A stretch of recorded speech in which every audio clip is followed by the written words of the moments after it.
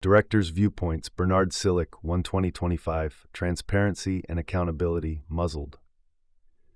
In the interest of transparency and accountability, I am sharing what, in my opinion, was a troubling proposed meeting that the board president was convening on December 12, 2024.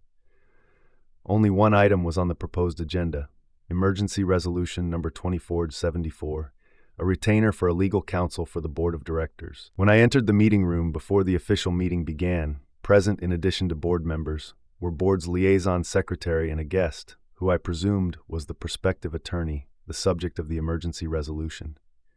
On the table were copies of the agenda, a draft of the emergency resolution, and the proposed retainer contract for that attorney. None were marked confidential. What troubled me, however, was first, conspicuous absence of our current counsel, whose contract with the board requires him to provide legal guidance at all board meetings. There were no copies of the 3-year retainer contract with his firm, Smith, Buss & Jacobs LLP, SBJ, the general counsel for Riverbay Corporation.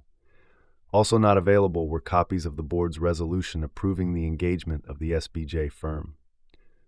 On June 1, 2022, as then president of the Riverbay board, I co-signed that 3-year retainer contract, and Jeff Buss co-signed on behalf of SBJ. I was disturbed by the fact that the president had not placed on a prior board meeting an agenda item proposing to evaluate the performance of the SBJ firm. That is, to determining whether the firm was fulfilling its contractual obligations as retainer for the board, and whether SBJ needed to be reinforced with additional outside counsel. Nor were there reports of any references to the other steps necessary to hiring additional counsel. A report outlining search efforts to find a suitable candidate for the job, mention of a vetting procedure undertaken, copies of that individual's personal and professional biography.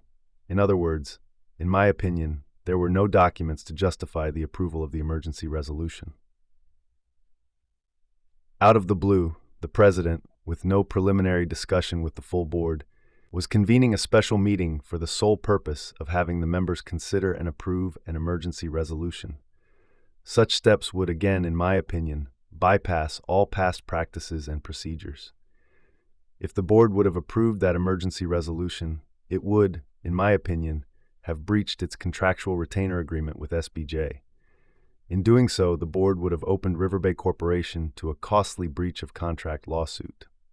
I believe the meeting was going to be out of order, and the emergency resolution too.